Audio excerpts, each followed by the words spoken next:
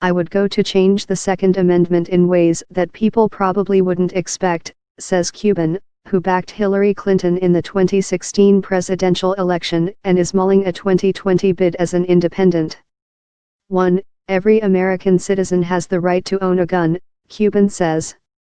2. The federal government will never be allowed to ever confiscate that gun from an individual. Next, he said states should have wide latitude to determine gun policy within their borders. States have the right to manage the ownership, ownership and management of guns owned and held within their borders, says Cuban, a host of the television show Shark Tank.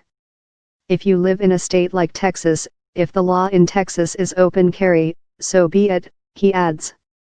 If you live in Pennsylvania where they are more stringent and they don't want you to be able to have a gun other than in your own premises or under lock and key, or you have to do a background check, then that's up to them to decide. In January, the Supreme Court agreed to hear a Second Amendment challenge against a New York City law that restricts the movement of guns about the city. The case could be used to expand gun rights now that the High Court has a conservative majority.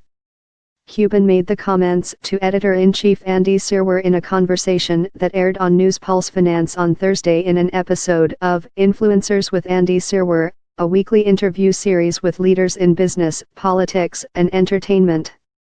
While Cuban is known for the Mavericks and Shark Tank, he made his first billions with an online streaming company called AudioNet that he co-founded in 1995. The company, which later became, sold to News Pulse in 1999 for stock valued at $5.7 billion. Soon after, in 2000, Cuban purchased the NBA's Dallas Mavericks for $285 million. The team is now valued at $2.3 billion, according to Forbes. He also co-founded 2929 Entertainment, a film production and distribution company.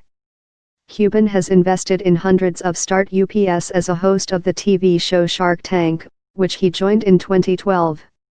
In recent years, gun control advocates have largely shied away from efforts to alter the Constitution, since the difficult amendment process would require significant resources without the guarantee of a favorable outcome. A constitutional amendment must be proposed and ratified by a two-thirds majority in the U.S. House of Representatives and Senate, or by a constitutional convention called by a two-thirds of state legislatures. It's not easy to change an amendment, Cuban acknowledges. But the status quo presents its own challenges, he said. We're trying to take a Second Amendment that has been analyzed up and down and backwards and forwards, and it's created its own set of problems, he adds. Let's update it. Andy Serwer is editor-in-chief of News Pulse Finance. Mark Cuban explains how he would fight the trade war differently than Trump. Charlie Munger, Trump is not primarily responsible for U.S. economic success. Follow News Pulse Finance on Twitter, Facebook, Instagram, Flipboard, Smart News, LinkedIn, YouTube, and Reddit.